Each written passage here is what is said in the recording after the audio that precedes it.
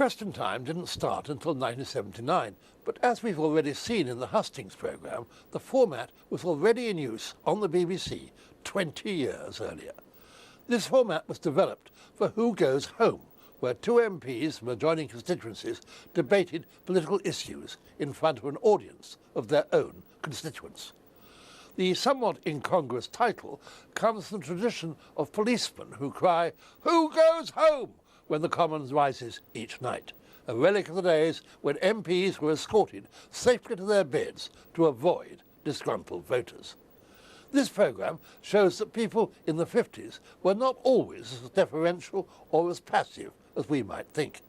Even so, I don't feel either Barbara Castle or Julian Amery, both well able to look after themselves, needed escorting home after their clash in June 1959.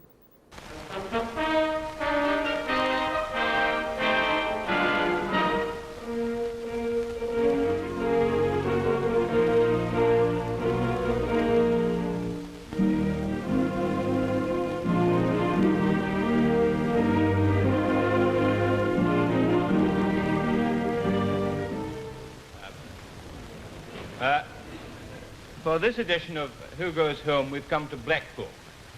We've come perhaps too early in the season for the illuminations, but possibly not for the fireworks. On my right is Mr. Julian Amery, a Conservative Member of Parliament for Preston North.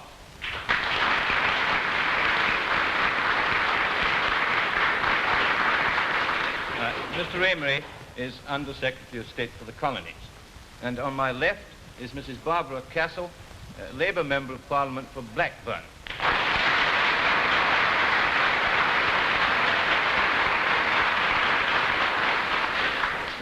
Mrs. Castle, as you know, is also this year's chairman of the Labour Party. Now, straight into the first question, please.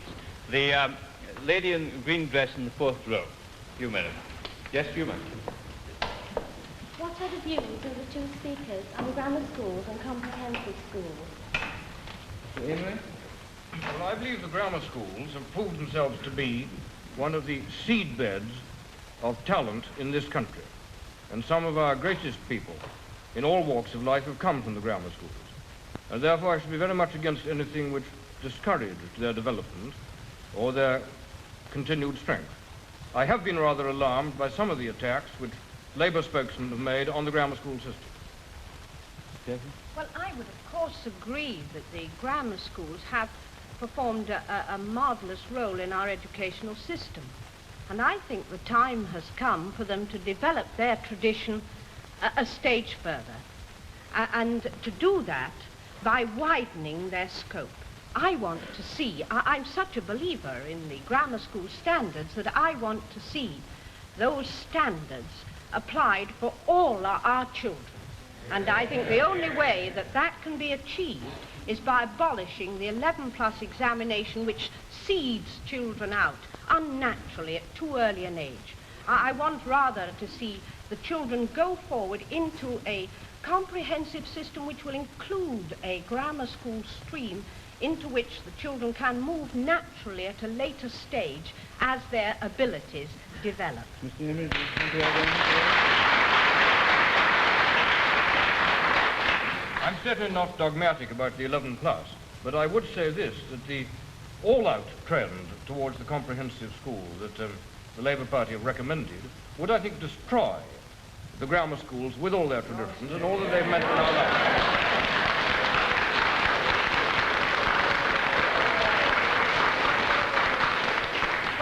I'm afraid then that Mr. Amery just hasn't studied the educational problem at all. Because he would know if he had that far from destroying the grammar school system, what has happened where the comprehensive system has been developed, and it can take various forms, is that we find that an increasing number of children stay on later at school. And by showing their abilities later in life and being able within a flexible, comprehensive system to develop them naturally, then we do find the whole standards are raised, and there's a desperately urgent need for us to improve our standards of education in this country, because we're falling behind other major powers. I'm not against the comprehensive schools, but don't make this experiment at the expense of the grammar schools.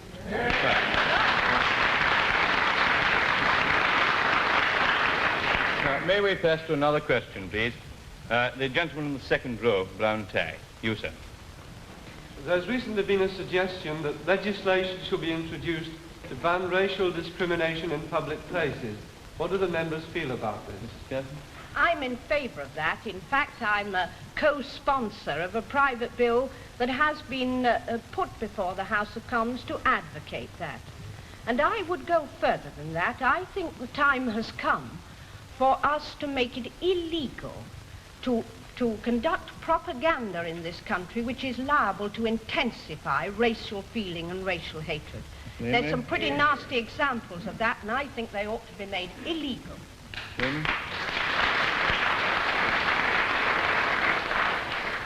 I couldn't be more strongly opposed to racial discrimination than I am. And I believe that we've got to keep this country open to all the Queen's subjects from wherever they come. But I would say this, that if you begin in a free country trying to ban this kind of discrimination or that kind of discrimination, there is no knowing where this is going to stop. And I would be against treating this by legislation. I think the good sense of this country is a much more reliable guide than any law, and the right way to prevent any racial discrimination is by the influence of public opinion. No, but really that's not enough. Because you see, what happens when we find that a restaurant, shall we say, bans coloured people? The man in charge will say, well, I've got no colour feeling, but I've got to think of my livelihood. And if I didn't ban these people, I'd lose my white customers. Now, we've got to protect a man like that. If you make it illegal for firms, restaurants, shall we say, to discriminate, then everybody has got to accept people of all races, and the economic argument then can no longer be used. I think we protect the people of good intentions who are driven at present by economic necessity to discriminate when their own hearts would not dictate such discrimination. Final word, if you once go in for that, you'll begin next. Your next stage will be banning extremist parties, banning communists and fascists, and before we know where we are, we'll be banning Barbara Castle.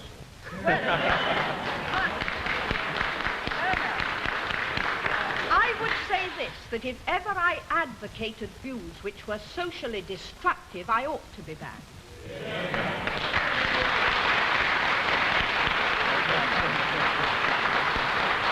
May we have another question, please? The gentleman in the fifth row. You, sir. Mr. Khrushchev said recently that the Russians were getting richer and therefore more democratic. Do our members consider that we have a similar situation in this country? Well, I've never had any doubt that the wealthier a country becomes and the more money is spread in society, the freer that society can afford to be. And certainly this is something which is happening and has been happening notably since 1951. Well, of course, the basis of all democracy is economic equality. And that is why I deplore the fact that under this Conservative government, we've gone back to a period of extremes in income. Some people today are getting very, very rich, and it's usually the people who work the least hard who do get the richest. And I think, I'm not so sure that economic equality is the secret of democracy. I think the secret is economic comfort, that all sections of the community should be reasonably well off.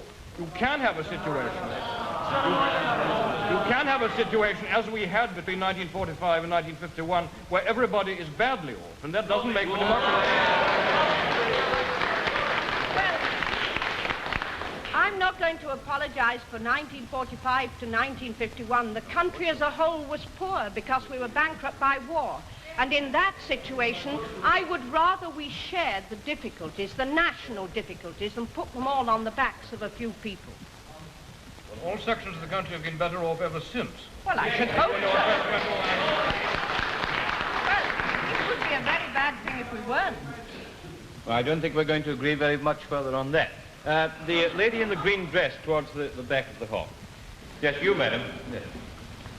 In view of the present chaos on the roads, and the probability of the situation worsening, Have the members any solution to offer?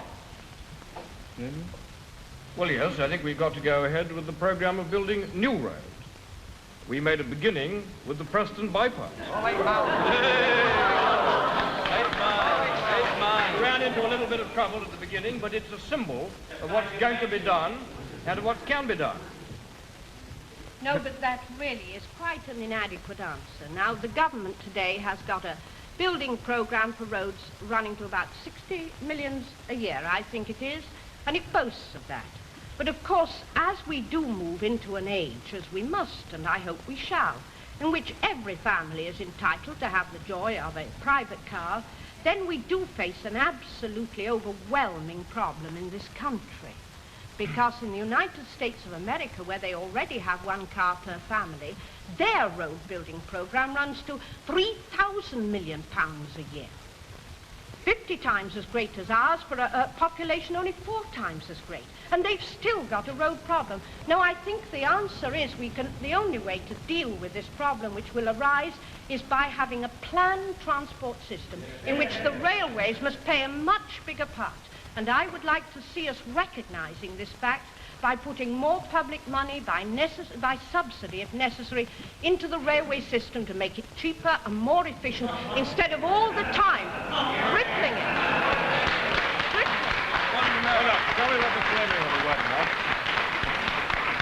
Well, now, we've really got to face facts on this. It would be very nice to put a lot more money into roads and railways.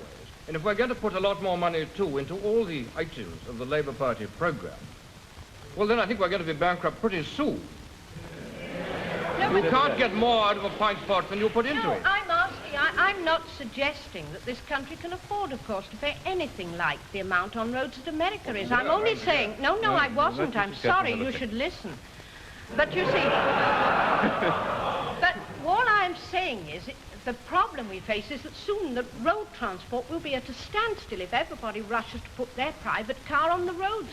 And we've therefore got, for certain purposes, to entice traffic, both freight and passenger, back onto the railways, because otherwise the whole traffic of our roads will come to a complete standstill. We've already got the most congested road traffic in the world, and we haven't started yet democratizing the demand for motor cars. So any government which ignores the importance of the railways, as this government has, is just asking for a deadlock in British transport. Oops, I beg your pardon. But now you know. Mr. Amery. Now you know what the Labour policy is for road transport.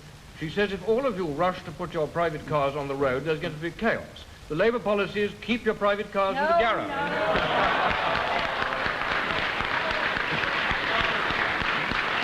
All right, may we have another question? The lady in the second row. The Institute of the Directors, the Institute of Directors, have accused the Labour Party, if they get into power at the next election, of further planning of nationalisation. Does the team agree that that is a fair charge? I wouldn't agree that anything the Institute of Directors advanced was a fair charge. After all, its president is an ex-Tory minister. It has, I don't know how many Tory MPs among its membership. And, of course, it excludes from membership directors of such important industries as the nationalised ones. It's a sheer party racket, and I don't think a word it says is to be taken seriously. Mr. Amery? Well, I'm not surprised that Mrs. Castle has evaded the question. It seems to me quite clear that socialism means nationalisation, or else it means nothing. That the whole essence of the socialist philosophy and policy is that the government should take over industry in several sectors. Now, it's quite true there are certain socialists. I think Mr. Gateskill gave an interview to Randolph Churchill the other day in which he suggested that they were interested in other things besides socialism. I suppose like stabbing our troops in the back when they're on the way to Suez. Maybe that's another form of socialism. But it seems to me quite clear that the economic doctrine of socialism is nationalisation, or else there is no other, and it's me too to the Tories. Quick word on Well, that. you know, I really wouldn't mention Suez if I were you. It would...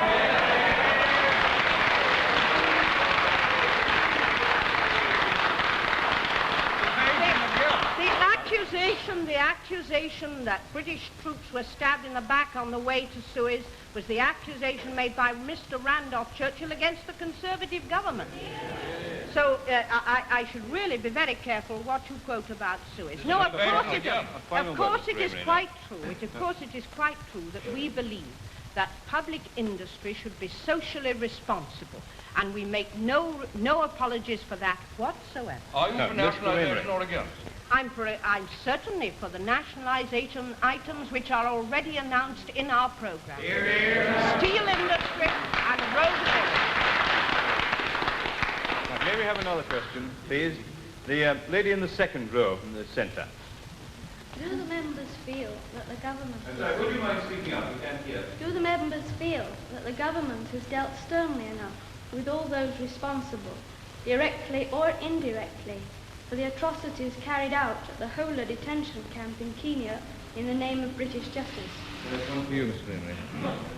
The Hola camp tragedy has shocked everybody in this country, and no one more than those who care most for Britain's Commonwealth mission in the West. The fact that this tragedy occurred in an African camp where the detainees were hardcore Mau thugs and where the warders were Africans, many of whom had relatives who had been killed in the Mau revolution by the Mau people, makes no difference to the appalling character of this tragedy. For me, it's all the worse because it comes in tremendous contrast and casts a stain on the wonderful work of rehabilitation done by the Kenya government with the Mau detainees. They reduced the total of detainees from 77,000 3 years ago to some 750 at the present time. And it's all the more tragic there should be this stain cast upon it. Mr. Catherine? Well, you know, those fine words are about the most evasive that have been spoken this evening. Because the simple truth is, of course, this is not an isolated incident. In fact, on February the 24th last, as recently as that, the Labour Party in the House of Commons was begging the government to have an independent inquiry into the conduct of the remaining 4 major camps. And Mr. Julian Amery himself was assuring the House of Commons that the conduct of the camps was perfectly satisfactory and that the safeguards against abuse were perfectly adequate. Within a week of the fact of 11 men being beaten to death under the control of the warders, the African warders and their European supervisors. And I say these tragedies will go on continuing until we bring people to justice with the same sternness as we do in this country. And that has not happened in this case. What has happened instead... There's nothing evasive about what I've said here. Moreover, since this tragedy happened at Hola, there has been a magistrate's inquiry to try and establish the facts of the case. Unfortunately, and I think it's extremely regrettable, the magistrate's inquiry has not given the Attorney General sufficient grounds for a prosecution. No. The truth is that it has not been possible to pin on individuals, there were after all 130 people involved in this question, the exact responsibility for the blame. There has been since then, now let me finish on this if I may, there is now in progress a disciplinary inquiry to try and see where the breakdown in the application of the rehabilitation plan occurred. There is moreover, and this is the most important of all, an inquiry coming off led by an expert in English prisons, an ex-colonial governor and a leading churchman to make quite sure that this can never happen again and that our future conduct of policy in the rehabilitation camps avoids any risk of any kind of this policy being repeated, of this tragedy being repeated. Yes, but of course. Yes, but you see, this inquiry to which Mr. Amery has referred has carefully been geared by the government to relate only to the future administration of the camps. What we want to know is who was responsible for this atrocity so that British justice can be seen to be done. Now, all that is happening is that the government is having a disciplinary inquiry into the conduct of the commandant of the camp and his deputy. And I believe these two men are quite unfairly being made a scapegoat for the responsibility of the Kenya government and the colonial office in this country. And in this respect, I am not alone, because Air Commodore Williams, who is president of the European Union in Kenya, has sent a cable to the colonial office, to Mr. Amery's boss, to protest against the way in which these two men are being made a scapegoat for carrying out merely a policy under instructions. And he has asked, a European settler has asked, for a full judicial inquiry into the conduct of the camps in Kenya. And this is what we are asking on the Labour benches in the House of Commons in the coming week, because without that, there cannot be real justice. The responsibility lies with the superintendent in prisons in Kenya, with the Kenya government, and with the colonial office, which has constantly refused an independent inquiry.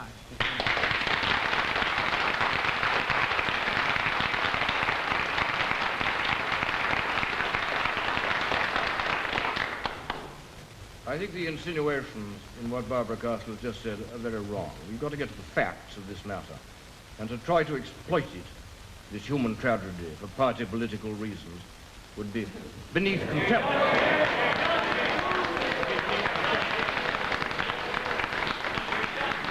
The disciplinary inquiry will establish whether or not the prison commandant and his staff, were responsible or not for this tragedy. The bigger inquiry, looking into the policy to guide us over rehabilitation, while it is of course designed to guide us for the future, can't guide us for the future unless it looks back at what has been done in the past. And in looking back, as it will do, as it is charged to do, so as to guide us for the future, we shall no doubt discover where the policy, the broader aspects of policy, are wrong. This reference to making party politics out of this, you know, comes most unscrupulously from Mr. Amery. Some of us in the House of Commons have for years had letters from the detention camps in Kenya, from the helpless Africans who have appealed to the British Parliament. And when we've asked in all good faith for an inquiry, we have been accused of smearing the Kenya government. We've had to take the party attacks from the colonial office. Now it is proved that some of those complaints, some of those letters were right. And what is happening? Instead of having an independent inquiry, which I say we owe to the European commander of the camp, because by having an inquiry merely by civil servants of the Kenya government, we face this situation. They dare not acquit the commander of the camp. They say he has violated his orders, but if they acquit him and prove that he has merely been carrying out his orders, then they will be condemning the government by which they've employed. And I say that it's not British justice to have that sort of an inquiry which cannot be independent or do justice even to the European commander himself. Certainly isn't British practice to comment on an inquiry while it is in progress. Well, now, both sides will have a great deal more to say about this next week in the debate in the House of Commons, so I think we'll pass on now to another subject. May I have another question? The gentleman in the fourth row. You, sir, yes. Considering subsidies paid to aircraft industry, shipbuilding, cotton and farming, are we right in saying that our economic system is still based on private enterprise? I'm sorry, I don't think we quite heard the question. You're asking, is our system still based on private enterprise, our system of society? Thank you, sir. Mrs. Castle? Well, no, I would say it wasn't. I'd say there's no industry in Britain today that really stands on its own feet without help from the government. I'm thinking, for instance, of the 4 C's. The companies are present with their begging bowls out to the state to help them. There's cotton, there's Cunard, there's Coalville Strip Mill, and there's civil aircraft. There's only 4. And in answer to a parliamentary question in the House of Commons only the other day, the Chancellor of the Exchequer admitted that the subsidies from public money in the current year to private enterprise in this country amounted to something like £262 million. In other words, private enterprise needs a good deal of public propping up in order to survive. Amery, what do you think?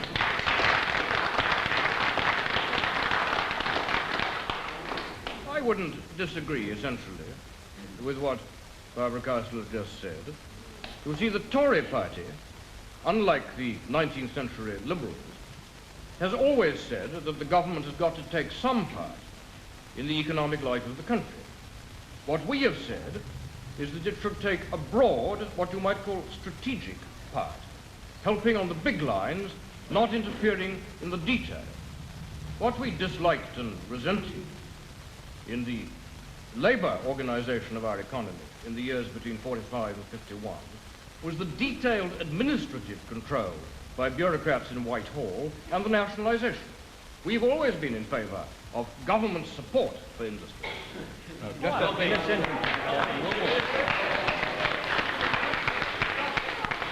Yes, you believe in public money without public accountability. We think where public money is paid, the public has got a right to be sure it's getting value for money. I would say the new cotton plough is a very good example of how the government can help an industry when it runs into deep water. When it runs into deep water. And that both the firms concerned and the employees are being helped out of their difficulty thanks to state intervention. This is the Tory way of doing it.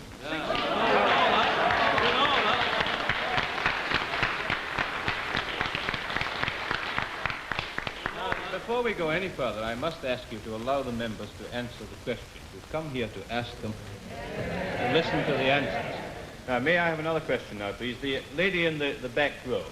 Well, yes, you may. Do the members agree that it would be better to spend more money on hospitals and medical research instead of spending so much money on nuclear weapons? Well, of course, ideally, we would all like to spend all the money on development and social welfare schemes and none on defence. On the other hand, I think everybody in this room would agree that the most important thing of all is to preserve our freedom and national independence.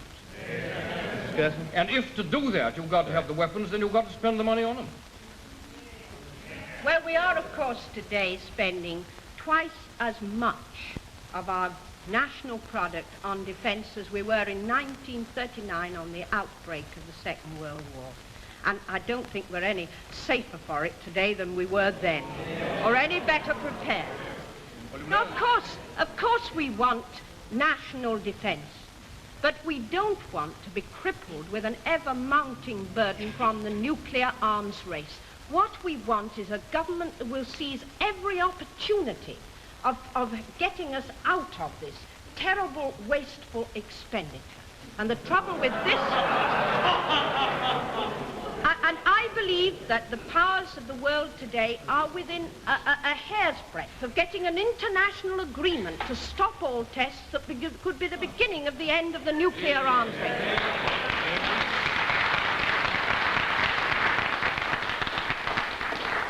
We drifted into the last war, and this was, and I admit it, a Tory government. We drifted into the last war by not spending enough money upon defence. And we are never going to make that mistake again. And let us remember how many independent countries, I think there are 13 in Europe alone, have lost their freedom since the end of the war. And the fact that we are still free today is, I think, very largely the result of the amount of effort that we and other free countries have been prepared to put into the defence of the West. But what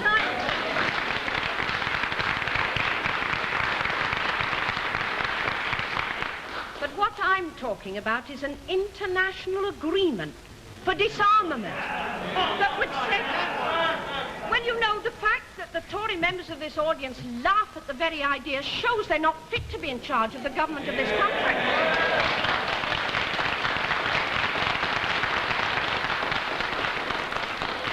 Because an international agreement for a nuclear-free zone would mean we were all more secure than all the H-bombs in the world could ever make us. Because no H-bombs can make us, this country, safe. They can merely make us a target. And therefore, if we can get an international agreement, we're safer and we're richer too.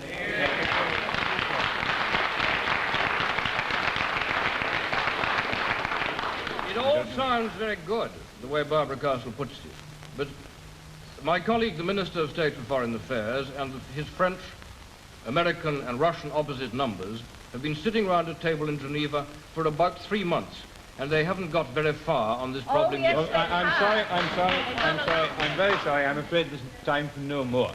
Thank you very much, Mr. Amery, for coming along tonight. Thank you, Mrs. Castle.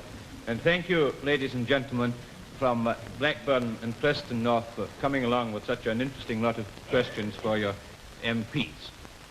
Good night.